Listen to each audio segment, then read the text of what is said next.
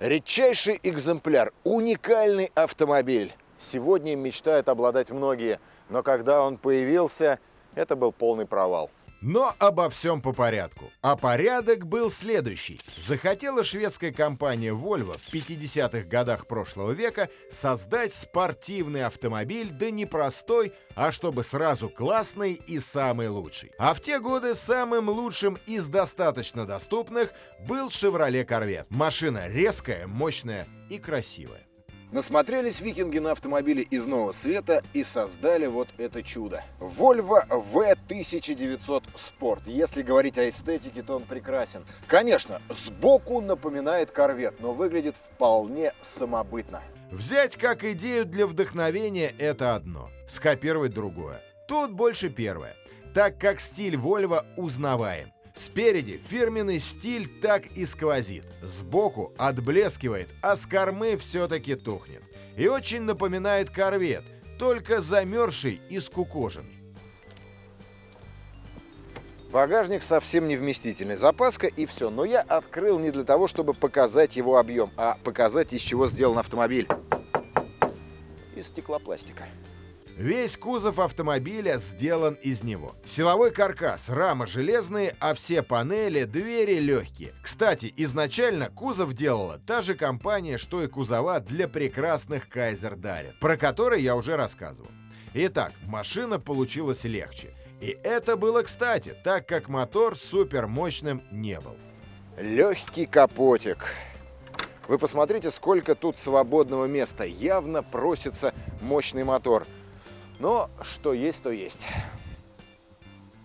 Рядный четырехцилиндровый двигатель объемом 1400 кубических сантиметров, мощностью 71 лошадиная сила, потреблял 10 литров. Грустно. Изначально он был еще слабее, 51 коняшка. Пришлось шведам подшаманить. Установить 2 карбюратора и все. Но вот салон мне нравится, он прекрасен. Россыпь приборов приятно для глаза. Тут есть все, что надо. Итак, тахометр, спидометр, есть даже амперметр, радиоприемник.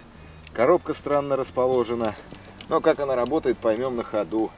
Присутствует даже жалюзи двигателя, которую можно открыть, закрыть, если на улице холодно. Кстати, крышу придется закрыть, так как мне всегда везет кабриолеты перед морозом.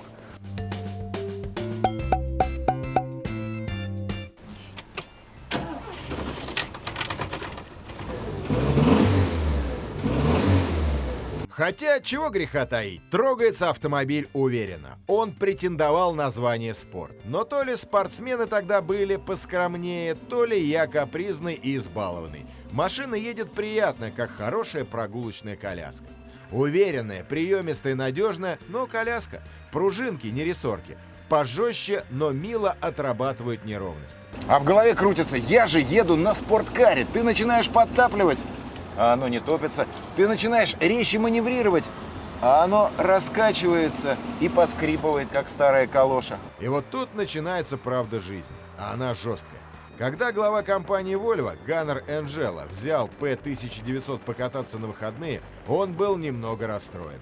По возвращению он произнес сакраментальную фразу: «Я думал, что она развалится».